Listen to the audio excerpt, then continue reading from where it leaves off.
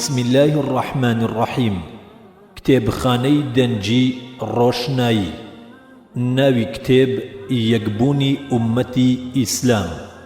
نوسر الدكتور زاكر نايك. ورجر جروبي زاكر. النخشة سازي برك عثمان محمد. صالي تاب 2007 ميلادي. نوبي تاب يكم. شويني تاب ناوندي سارا. تيراج 1000 دانا. النرخ 3000 دينار. لا بڕێوبەرەتی گشتی کتێبخانە گشتیەکان ژمارەی سپاردنی 173 ساڵی 2017 پێدراوە. کۆی لاپەڕەکانی 98 لاپەڕە. خوێندنەوەی عەلی عومەر. مۆنتاژ و کارە دەنجیەکان ڕێبین کاظم بندیان.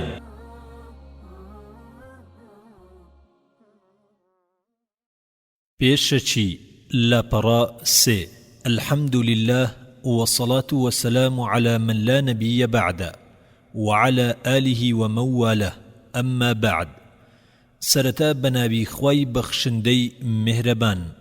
درود و ستایش بۆ سەرگیانی محەممەدی پێشەوای ئیسلام صلى الله عليه وسلم و بۆ سەر ئال و شوێنکەوت و یارانی تا ڕۆژی دوایی.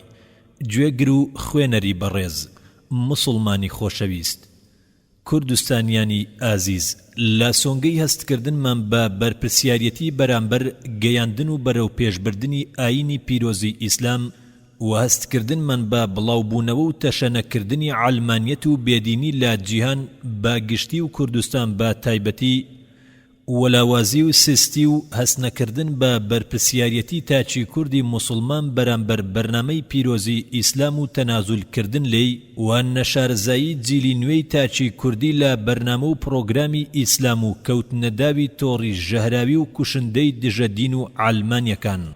ئێمە وەک گروپی زاکیر بۆ لادان و ڕەوانەوەی گومانەکان بڕیارماندا هەستین بە وەرگێڕان و کردنە پەرتووچی تەواوی بەرهەم و کۆڕ و سمینارەکانی کۆمپیوتەرەکەی ئیسلام دکتۆر زاکر نایک، بۆ ئەوەی بتوانین خزمەتێک بە تاچی کوردی مسلمان بکەین و کتێبخانەی کوردیشی زیاتر پێدەوڵەمەند بکەین. گوێگر و خوێنەری بەڕێز، ئەم پەرتووکەی کە لە بەردەستدایە یەکێکە لە بەرهەمی وەرگێڕاوی گروپەکەمان و بریتیە لە کۆڕێکی بەڕێز دکتۆر زاکر نایک کە لە دەی سەی 2016 لە وڵاتی مالیزیا لە ژێرناوی یەکبوونی ئوممەی ئیسلامی پێشکەشی کرد. ئێمەش لە شێوەی پەرتووکێکدا ڕێکمان خستۆتەوە. لەم پەرتووکەدا ئاشنا دەبیت بە گرنگی و بایەخی یەکبوون و بەدەمەوەبوونی تەواوی ئوممەی ئیسلامی و ئەو دەستکەوتانەی کە بە یەکبوون بەدەستی دەهێن و ئەو شکستانەی کە بە ماڵجیایی تووشیان دەبێت و ڕەوانەوەی سەرجەم ئەو گومانانەی کە بوونەتە هۆی پەرتەوازەبوونی مسلمانان. لە کۆتاییدا لە پەروەرێن داواکارین پاڵپشت و پشتیوانمان بێت و توانی بێتمان خزمەتێک بە ئاینەکەی بکەین و لا پێناوی ئەویشدا بوو بێت و داوای لێبوردن لە گوێگر و خوێنەری کوردیش دەکەین لە هەمبەربوونی هەر هەڵە و کەم و کورتیەک لەم پەرتووکەدا. وەسەلام عەلەیکم وەڕەحمەت اللهی وبەڕەکاتوه. 24 دوای 2017 میلادی بەرامبەر 1438 کۆچی. گروپی زاکر بۆ لادان و ڕەوانەوەی گومانەکان. خوێنەری بەڕێز، ئەم تڕاکە بە کۆتا هات. بسم الله الرحمن الرحيم. لاپەڕە 10. الحمد لله والصلاة والسلام على رسول الله وعلى آله وأصحابه أجمعين. أما بعد. أعوذ بالله من الشيطان الرجيم. بسم الله الرحمن الرحيم. واعتصموا بحبل الله جميعا ولا تفرقوا. رب اشرح لي صدري ويسر لي أمري واحلل عقدة من لساني يفقه قولي. بەڕێزەکانم براو خوشکە ئازیزەکانم با سڵاوی ئیسلام سڵاوتان لێ دەکەم. السلام عەلەیکم وەڕەحمەت الله وبەڕەکاتوه. ئاشتی و میهرەبانی و ڕەحمەتی خوای گەورە لەسەر هەمووتان بێت. ناونیشانی بابەتەکەمان بریتیە لە یەکبوونی ئومەتی ئیسلامی.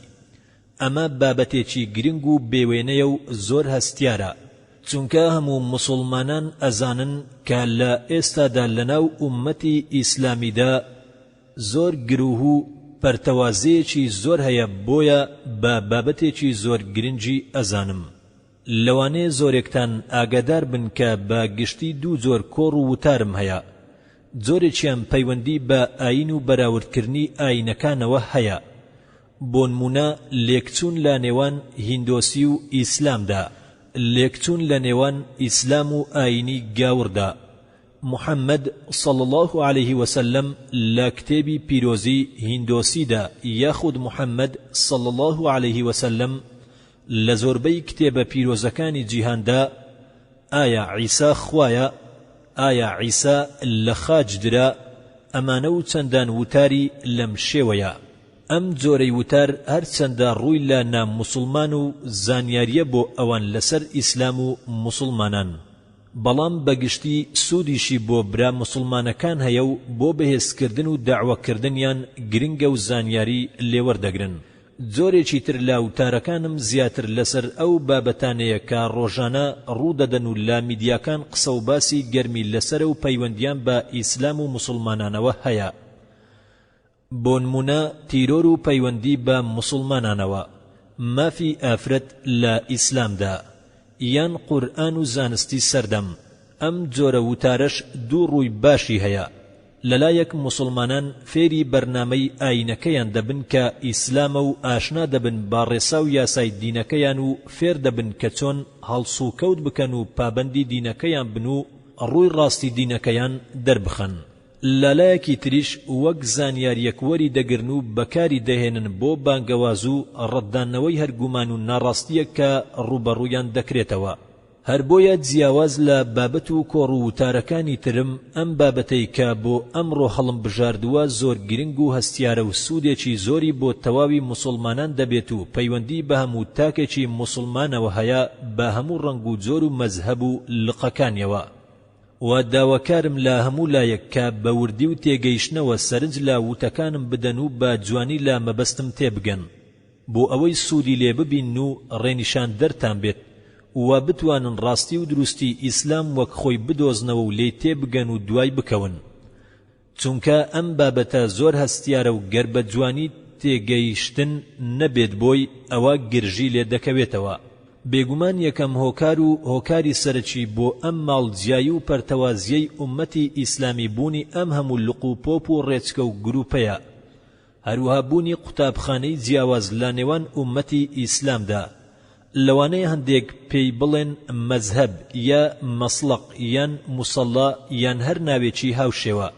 باسەکەم لە شێوەی پرسیار و وەڵامدا دەبێت و بە هەر یەکێکیش لای خۆیەوە لەگەڵ مندا پرسیارەکان لە خۆی بکات و بۆ خۆشی وەڵامی خۆی بداتەوە و ئینجا بزانین هەر یەکە و لەکوێدا ئەوەستێت و وەڵامی پێنامێنێت.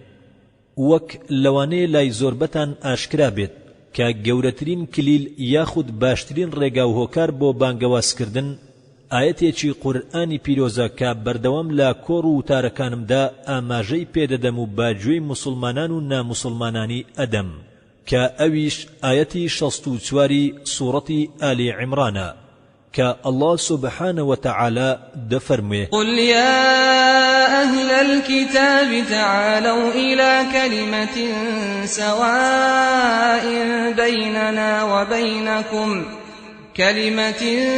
سواء بيننا وبينكم ألا نعبد إلا الله ولا نشرك به شيئا ولا يتخذ بعضنا بعضا أربابا من دون الله فإن تولوا فقولوا اشهدوا بأننا مسلمون.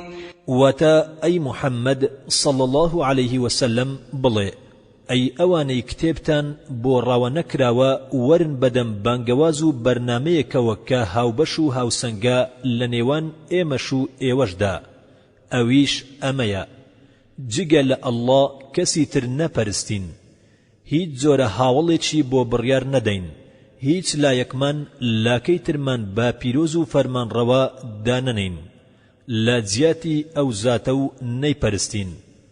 خۆ ئەگەر لەم بانگەوازەدا سەرپێچیان کرد و گوێیان پێنەدا ئەوە پێیان بڵێ کە ئێوە باشایەت بن کە ئێمە موسڵمانین و ملکەتی فەرمانی پەروەردیگارین.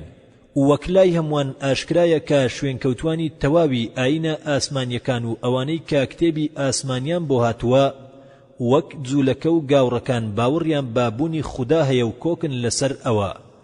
بۆیە خوای گەورە لەم ئاەتەدا بە پەیامبەری ئیسلام و ئیماندارانیش دەفەرمێت کە داوا لە کەسانی خاوەن کتێبی ئاسمانی بکەین بێن بەدەم ئەو بانگەوازەی کە بەرنامە و پرۆگرامەکەی هاوبەش و هاوسەنگە لە نێوان هەردوولادا کە ئەویش ئەوەیە هەردوو لامان بەتەنها خوددا بپەرستین و هیچ هاوڵێکی بۆ بڕیار نەدەین.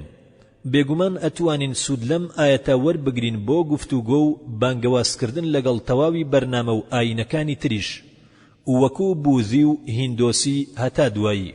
جگەل لەمەش من دڵنیام ئەتوانین ئێمەی موسڵمان لەناو خۆماندا بۆ چارەسەرکردن و ڕێخستنەوەی نێوان خۆمان و وەلانانی جیاوازیەکانمان سوود لەم ئاەتە وەربگرین و هەمومان لەسەر بەرنامە و پرۆگرامێک کۆببینەوە کە هاوبەشە لە نێوانماندا. بۆیە ئەم بەشەی ئاەتەکە بە بۆچوونی من ئەتواندرێ بۆ ئیسلامیش بەکار بهێنرێ.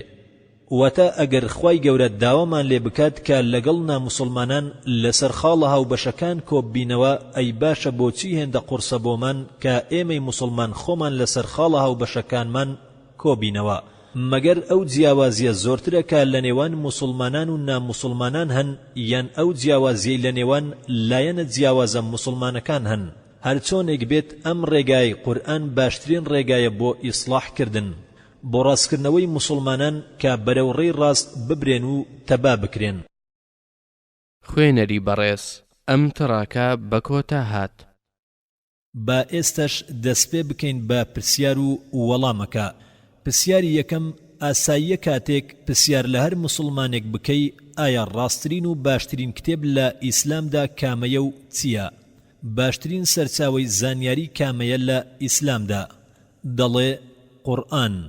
ئەم پرسیارە پرسیارێکی سادە و وەڵامەکەشی زۆر سادەیە. لەوانەیە هەمووان لەسەر ئەم وەڵامە کۆک بن، تەنانەت ئەوانەشی کە تەنها ناوی موسڵمانیان هەڵگرتووە و با کردەوە لە دەرەوەی بازنەی ئیسلامن. پرسیاری دووەم باشترین سەرچاوەی زانیاری و شەریعەت لە دوای قورئان چییە؟ بێگومان فەرموودە یان سونەت یان هەر ناوێکی تری هاوواتە. گومانم لەوە نییە کە موسڵمانان باگشتی لەم دوو خاڵەدا هاوبەشن و کۆکن لەسەری و هیچ ناکۆچیەکیان لەسەری نییە. جا گرنگ نییە سەر بە چ تاقم و گروپ و مەزهەبێکە و لە ئێستادا زۆر بەمان ئاگادارین کە فەرموودە جیاوازی هەیە. هەندێک فەرموودە صحیحن کە بەهێزن پشت ڕاستکراون، هەندێ فەرموودەش ضعیفن کە لاوازن و زۆر پشتیان پێنابەسترێ، هەندێکی تریشیان مەوضوعن کە تێکەڵاون، حەدیثی هەڵبەستراون. پرسیاری سێم ئایا پێویستە موسڵمان گوێڕایاڵ و پابەندی کام لەم جۆرە فەرموودانە بێت؟ بێگومان فەرموودە ڕاستەکان صحیح. لێرەشدا پێم وانییە کە هیچ موسڵمانێک هەبێت پابەندی فەرموودەی ڕاست نەبێت و گوێڕایاڵی نەبێت. بۆیە تا ئێرە تەواوی ئوممەی ئیسلامی لەسەر وەڵامی ئەم سێ پرسیارە کۆکن و هیچ جیاوازیەک دروست نابێت. لەم پەڕی دنیا بۆ ئەو پەڕی دنیا لە هەر موسڵمانێکی ئەم پرسیارانە بکەیت هەمان وەڵام وەردەگریت بەبێ ڕەچاوکردنی لق و تاقم و گروپ و مەزهەب. یەکەمین و ڕاستترین سەرچاوە بریتیە لە قورئان. دوو لە دوای قورئان و سونەت فەرموودەکانی پەیامبەر صلی الله عليه وسلم. سێ لەناو فەرموودەکانیش فەرموودە ڕاست و دروستەکان. تا ئەم شوێنە ئێمە بەدەم بانگەواز و خاڵە هاوبەشەکانی بەرنامەکەوە ڕۆیشتوین کە داوامان لێکراوە و هیچ جیاوازی و گلەیی و پەلێکمان نییە. ئێستا با بەپێی ئەم سێ وەڵامە درێژە بە بابەتەکەمان بدەین. کاتێک کە پرسیارێک لە موسڵمانێک ئەکەم کە سەر بە کام قوتابخانەیە یان کام مەزهەبە، زۆربەی خەڵکی هیندستان پێم ئەڵێن حەنەفین، هەندێکیش لەوانەیە کە بڵێن کە شافعین. ئەگەر بچمە دەرەوەی هیندستان ئەم پرسیارە بکەم جگە لە حەنەفی و شافعی لەوانەیە بڵێن حەمبەلیم یان هەندێ لەوانە بڵێن مالیچیم. بەڵام لە هیندستان زۆربەی موسڵمانەکان بە خۆیان ئەڵێن حەنەفی، هەندێکیش بەخۆیان ئەڵێن شافعی. بێگومان هیکەش هەن، بەڵام ئەم دوانە سەرەچین. لێرەدا دەپرسم برام تۆ بۆچی حەنەفیت؟ ئەی بۆچی شافعینیت؟ زۆر ئەو وەڵامانەی کە وەریان دەگرم و لە ناو موسڵماناندا باوە بریتیە لەوەی کە دەڵێن لەبەر ئەوەی دایک و باوکم حەنەفین منیش حەنەفیم. اینجا دەپرسم ئەگەر باوکت شافعی بوایە ئەو کات چی؟ پێم ئەڵێ زاکیری برام ئەگەر باوکم شافعی بوایە بێگومان منیش شافعی ئەبووم. دواتر ئەپرسم ئەی کەواتە ئەگەر دایکت و باوکت موسڵمان نەبوونایە یان سەر بە ئاینێکی تر بوونایە ئەو کات تۆ چی ئەبووی؟ اینجا بۆ ماوەیەکی زۆر بێدەنگ ئەبێ. ئەڵێم برام بۆ وەڵام نادەیتەوە؟ لەوانەیە زۆر بە کزی وەڵام بداتەوە و بڵێ لەوانەیە منیش ناموسڵمان دەرچوومایە. دواتر ئەپرسم باشە گریمان ئێستا ناموسڵمانیت و تەمەنت 40 ساڵە، واتە 40 ساڵی تەمەنت بەڕێ کردووە و منیش ئەم پرسیارەت لێ دەکەم و پێت دەڵێم چ ئاینێکت هەیە؟ بێگومان وەڵامم ئەیەیتەوە و ئەڵێیت ناموسڵمانم لەبەر ئەوەی باوکم ناموسڵمانە یا دایکم ناموسڵمانە. ئایا چاوپۆشیت لێ ئەکرێ؟ ئایا ئەم وەڵامە قایلکەرە؟ ئایا ئەمە دەبێتە هۆی ئەوەی کە تۆ لە سەر ڕێگای ڕاست بیت و بێکێشە و بێهەڵە و بێپەڵگرتن قوتار بیت؟ بێدەنگ ئەبیت و وەڵام نایەیتەوە. لەم کاتەدا تەنها دوو ڕێگات لەبەردەستە، یان بەڵێ یان نەخێر. بێگومان ئەگەر وەڵامەکەت بەڵێ بێت ئەوە هەموو ناموسڵمانەکان ئەمڕۆ چاوپۆشیان لێ ئەکرێ، چونکە دایک و باوکی زۆربەیان ناموسڵمانن. دووبارە بۆ ماوەیەکی زۆر بێدەنگە.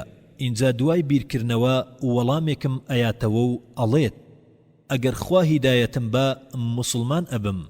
ئەڵێم باشە ئەگەر خوا هیدایەتت بە موسڵمان ئەبیت. بەڵام خوا لە قورئاندا لە سوورەتی ئەلعنکەبوت ئایەتی 69 ئەفەرمووێ والذین جاهدوا فینا لنهدینهم سبلنا وإن الله لمع المحسنين. واتا ئەوانەی لە پێناوی ئێمەدا و بۆ بەدەستهێنانی ڕەزامەندی ئێمە هەوڵ و کۆشتیان کردووە و خۆیان ماندوو کردووە، سوێند بە ئەڵڵا بەڕاستی ئەوانە هیدایەت دەکەین بۆ هەموو ڕێگەیەکی چاک و دروستی خۆمان. سەرنج بدە پەیوانەکە ئەوەیە کە پێویستە هەوڵ بیت و کۆشش بکەیت. ئەگەر هەوڵ بیت هیدایەتت ئەیات. ئەمە بەڵێنی ئەڵڵایە. ئەگەر هەوڵ بیت لا ڕێگەی ئەڵڵادا ئەڵڵا دەرگای خۆیت بۆ ئەکاتەوە. کەواتە بنەماکە ئەوەیە ئەگەر هەوڵ بیت ئەڵڵا دەرگای خۆیت بۆ ئەکاتەوە و هیدایەتت ئەدات. بەڵام هەروەکو پێشتر لە کۆڕەکانی پێشووتردا ئاگاداری ئەوە بوون کە ناموسڵمانەکان گلەی ئەوەیان دەکرد و دەیانوت کە لە خێزانێکی ناموسڵمان لەدایک بووم، خەتای من چییە؟ و ئاگاداری ئەوەش بوون من ڕاستی و دروستی ئیسلامم بۆ سەلماندن و ئەوەم بۆ ڕوونکردنەوە کە ئیسلام ڕاستترین و دروستترین ئاینە و لەوەش ئاگادارم کردنەوە کە تا ئەم دەقەیەش هەڵتان لەبەردەستە دوای ئەوەی کە بۆم سەلماندن و بۆم ڕوونکردنەوە و گەیشتە قەناعەت ئەتوانن بێنە ناو ئاینی ئیسلام و موسڵمان بن. و بەم کارشتان خوای گەورە لەسەر هەموو تاوان و هەڵەکانی پێشووترتان خۆش دەبێت. کەواتە بێگومان بەر لەوەی کاتێک کە تۆ بەنام موسڵمانێک دەڵێیت وەرە موسڵمان ببە، وەرە شوێن بەرنامەی ڕاست بکەوە، یەکەم شت کە پێت دەڵێت ئەوەیە کە لێت دەپرسێت ئایا تۆ بۆچی موسڵمانی؟ بێگومان تۆش دەڵێیت لەبەر ئەوەی دایک و باوکم موسڵمانن. بۆیە ئەویش مافی خۆیەتی لێت بپرسێت ئەی کەواتە کوێرانە شوێن ئیسلام کەوتویت چونکە بەدوای ڕاستیەکان و ڕێگەی ڕاست نەگەڕاویت. بۆیە یەکەم ئەرچی سەرشانی تۆی موسڵمان ئەوەیە کە لەسەر ئیسلام بخوێنیتەوە و زانیاری تەوا وەربگریت لەسەری. پێویستە خۆت دڵنیا بکەیتەوە چێ دەڵێت ئەو ئیسلامەی کە تۆ کوێرانە بەهۆی دایک و باوکتەوە شوێنی کەوتووی حەق و ڕاستە. ئێستا با بگەڕێینەوە سەر پرسیارەکان. دەپرسم برام تۆ دەڵێی کە حەنەفیت، ئەی بەڕای تۆ کامیان باشترە؟ حەنەفی باشترە یان شافعی؟ پرسیارەکە زۆر سادەیە. شافعی باشە یان حەنەفی؟ بێگومان لێرەدا زۆربەی مسلمانان ئەڵێن هەر چواریان لەسەر حەقن، هەر چوار مەزهەبەکە لەسەر حەق و ڕاستن. ئەمە وەڵامە باوەکەیەکە زۆر ئەوترێتەوە. هەر چوار مەزهەبەکە حەنەفی، شافعی، مالیکی، حەمبەلی، هەر چوار مەزهەبەکە لەسەر حەقن، ڕاستن. هەندێک لەوانەیە بڵێن حەنەفی ڕاستە، هەندێک لەوانەیە بڵێ شافعی ڕاستە، بەڵام زۆرینە ئەڵێن هەر چوار مەزهەبەکە لەسەر حەقن، هەر چوار مەزهەبەکە ڕاستن. خۆتان ئەزانن کە ئەم پرسیارانە لای هەمووتان ئاشنایە، ئەوەنە قوڕس نین. ئینجا پرسیارێکی تر ئەکەم، برام لە مەزهەبەکەی تۆیە، مەسلەقەکەی تۆ، لە موسەڵاکەی تۆ لە مەزهەبی حەنەفیدا ئەگەر پیاوێک دەستنوێژی هەبێت بەقەدەر بەر ئافرەتێک کەوت یان ئافرەتێک بەری بکەوێ دەستنوێژەکەی ئەشکێ یان دەستنوێژەکەی ناشکێت. حەنەفیەکە ئەڵێت لە مەزهەبی حەنەفی یا دەستنوێژەکەی ناشکێ. ئەڵێم باش با بچین بۆ پرسیارێکی تر. لە موسەڵای شافعی یان مەزهەبی شافعی ئەگەر پیاوێک دەستنوێژی هەبێت بەقەدەر بەر ئافرەتێک کەوت یان ئافرەتێک بەری بکەوێ دەستنوێژەکەی ئەشکێ یان ناشکێ؟ جوابەکە بریتیە لە بەڵێ دەستنوێژەکە دەشکێ. هەمووتان ئەزانن ئەم پرسیارە پرسیارێکی سادەیە و وەڵامەکەشی سادەیە. لە مەزهەبی شافعیدا دەستنوێژەکە ئەشکێ و لە حەنەفیشدا ناشکێ. ئێستا ئەپرسم، براو خوشکی ئازیزم، ئایا ئەکرێت هەردووچیان لە هەمان کاتدا ڕاست بن و دروست بن؟ پرسیارەکەم سادەیە، ئەکرێت هەردووچیان لە هەمان کاتدا ڕاست بن. پرسیارێکی سادە، وەڵامێکی سادە، خەڵاتیشی لەسەر نییە. ئەگەر بپرسم مامۆستایەک بە تەڵەبەکانی ئەڵێت 2 کۆ 2 ناکاتە 5، مامۆستایەکی تر بە تەڵەبەکانی ئەڵێت 2 کۆ 2 دەکاتە 5، ئایا دەکرێ هەردوو مامۆستاکە لە هەمان کاتدا ڕاست بن؟ بێگومان ئەگەر یەکێک شارەزای بیرکاری نەبێت و لە بیرکاری نەزانێت، ئەوە ئەگەری زۆرە بڵێت بەڵێ هەردوو وەڵامەکە ڕاستن. بەڵام هەموو ئەوانەی بنچینەی بیرکاری ئەزانن تەنانەت سەرەتاییان خوێندبێ ئەڵێن نەخێر، هەردوو وەڵامەکە ڕاست نین. کەواتە هەموو کەسێ ئەزانێ کە 2 کۆ 2 ئەکاتە 4 و ناکات بە 5. تا ئێرە پرسیارەکان ئاسان و وەڵامەکەشیان ئاسانە. بەڵام ئەگەر پرسیارێکی تۆزێ قورستان لێ بکەم، ئایا 375 کۆ 625 ئەکاتە 1,525,000؟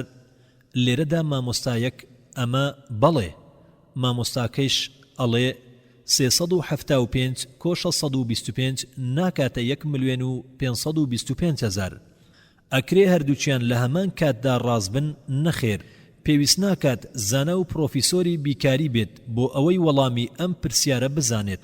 ئەگەر پرسیارت لێ بکەم کە کامیان ڕاستە، ئەگەر بیرکاریش نەزانیت پێویستە حاسیبەکەت دەربێنی و حیسابی کەیت.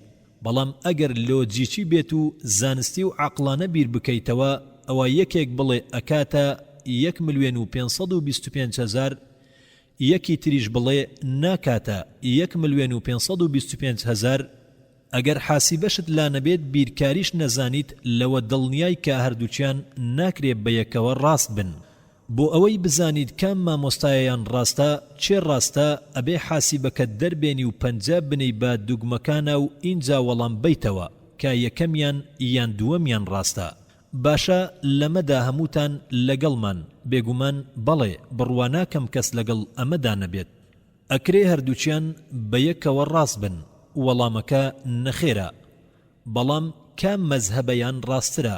وەڵامەکە چییە؟ بێگومان هەمان وەڵامە.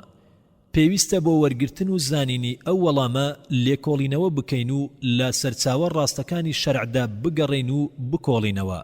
سەرچاوە ڕاستەکانیش یەکەم بریتیە لە قورئان، ژمارە 2 بریتیە لە فەرموودە.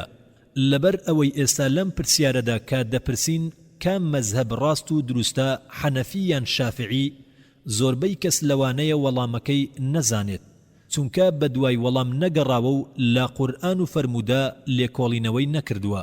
ئەگەر قورئان بخوێنینەوە لە سوورەتی ئەلمائیدە آيتي 6 الله سبحانه وتعالى دفرمي: يا أيها الذين آمنوا وإذا قمتم إلى الصلاة فاغسلوا وجوهكم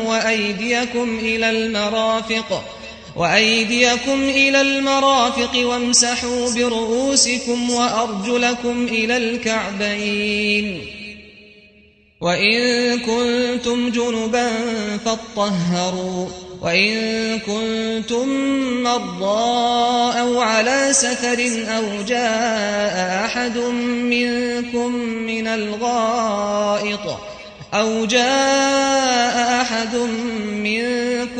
من الغائط أو لامستم النساء فلم تجدوا ماء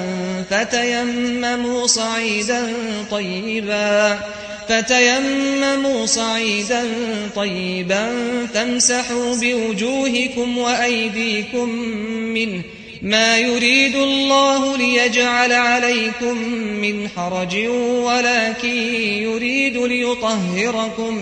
ولكن يريد ليطهركم وليتم نعمته عليكم لعلكم تشكرون. واتا أي أواني باورتان هناوا کاتێک هەستان بۆ نوێژ دەم و چاوتان بشۆن و دەستەکانیشتان تا ئانیشکتان دەستی تەڕبێنن بەسەرتانە قاچەکانیشتان بشۆن تا قوڵەپێ و تا پێش نوێژ ئەبێ دەست نوێژ بشۆیت و ئەگەر لەشتان گران بوو ئەوە خۆتان خاوێن بکەن خۆتان بشۆن. ئاەتەکە بەردەوام ئەبێت و ئەفەرموێت ئەگەر نەخۆش بوون یا لە سەفەردا بوون یا لە دوای دەست بە ئاو گەیاندن یا بەر ئافرەتێک کەوتبوون و ئاوتان دەست نەدەکەوت ئەوە لە جێی ئاو خاکێکی پاک یان خۆڵ بهێنن با ڕوخسار و دەستاندا و تەیەموم بکەن. بۆیە بە پشتبەستن بەم ئاەتە کە دەفەرمێ ئەگەر ئافرەتێک بەر تۆ بکەوێت یان تۆ بەر ئافرەتێک بکەوی پێویستە دەستنوێژ بگریت ئەگەر ئاویش نەبوو پێویستە تەیەموم بکەیت یان خۆت بشۆی. خۆشۆردن یا دەستنوێژ یا تەیەموم سێ هەڵبژاردەیە ئەگەر ئاو نەبوو تەیەموم.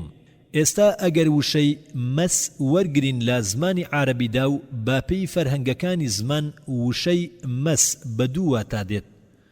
واتا یەکەم بەرکەوتنی ئاساییە و دووەمیش سەرجێیە. بۆیە ئەم دوو ئیمامە بەڕێزە زانای زۆر مەزم بوون.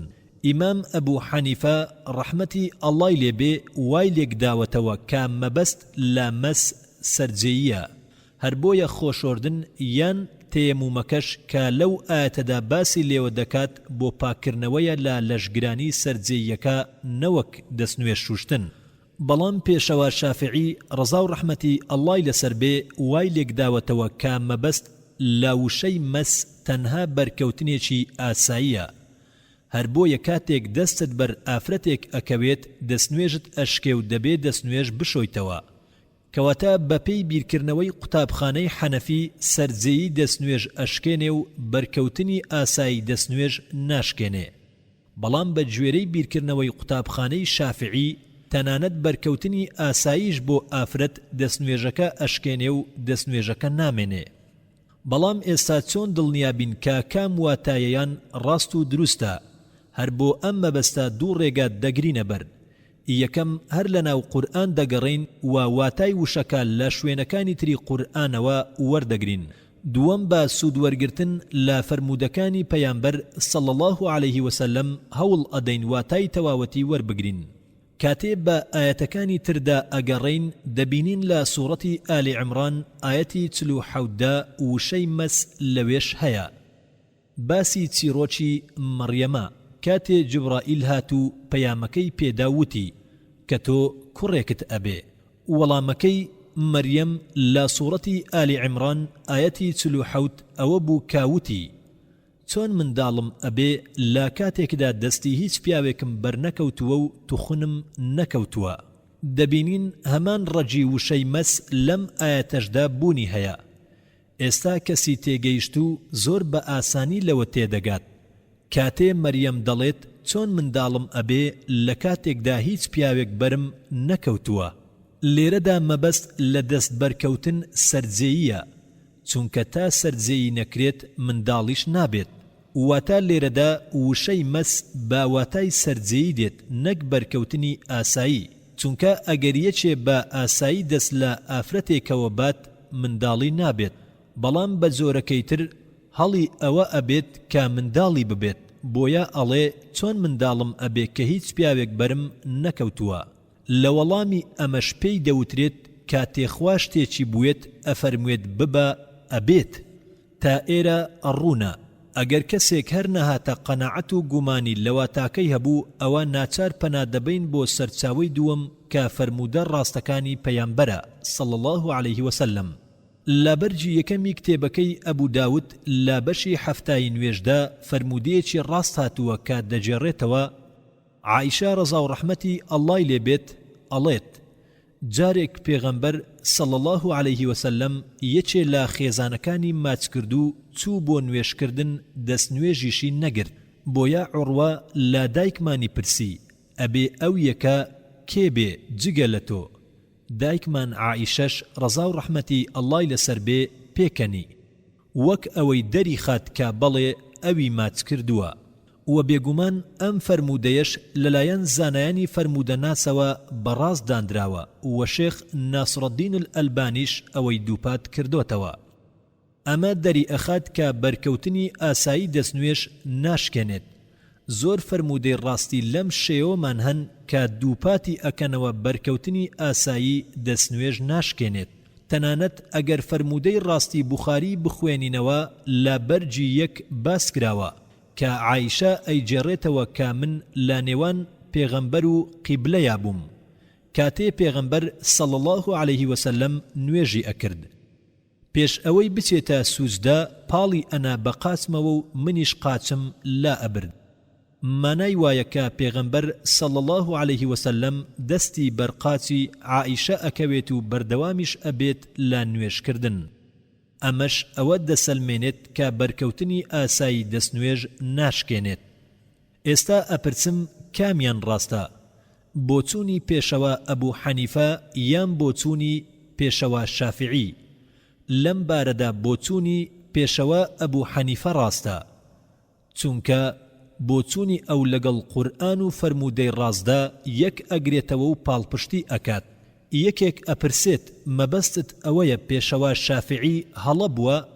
سیرکەن ئێمە ڕێز لە پێشەوە شافعی ئەگرین، بەڕێزە لامان وە خۆشمان ئەوێ. پێغەمبەر صلی الله عليه وسلم ئەفەرموێت هەر زانایەک فتوایەک بدە یان بۆچوونێکی هەبێ ئەگەر ڕاست بێ دوو پاداشت وەرئەگرێ، بەڵام ئەگەر هەڵە بێ یەک پاداشت وەرئەگرێ.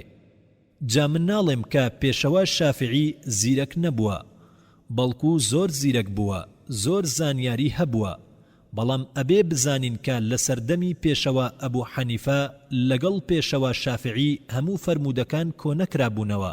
کۆکردنەوەی فەرمودەکان پێشتر دەستی پێکرده بوو، بەڵام دواتر تەواو کرا.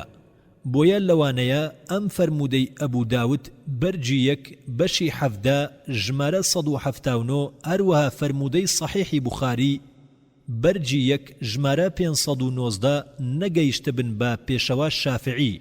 بۆیە لەبەر ئەوەی نەگەیشتون پێی ئەو یەکێک لە دوو ماناکەی وەرگرتووە، سەرجێیی یان بەرکەوتنی ئاسایی، کە بەرکەوتنی ئاسایی وەرگرتووە نەک بەهۆی ئەوەی کە زیرەک نەبووە، بەڵکو بەهۆی ئەوەی کە ئەم فەرمودانەی پێنەگەیشتووە.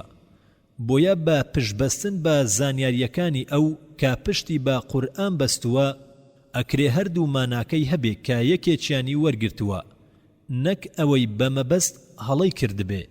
ئێمە ئەڵێین دەکرێت ئەم فەرمودانەی پێنەگەیشتە بن. خوێنەری بەڕێز ئەم تڕاکە بە کۆتا هات.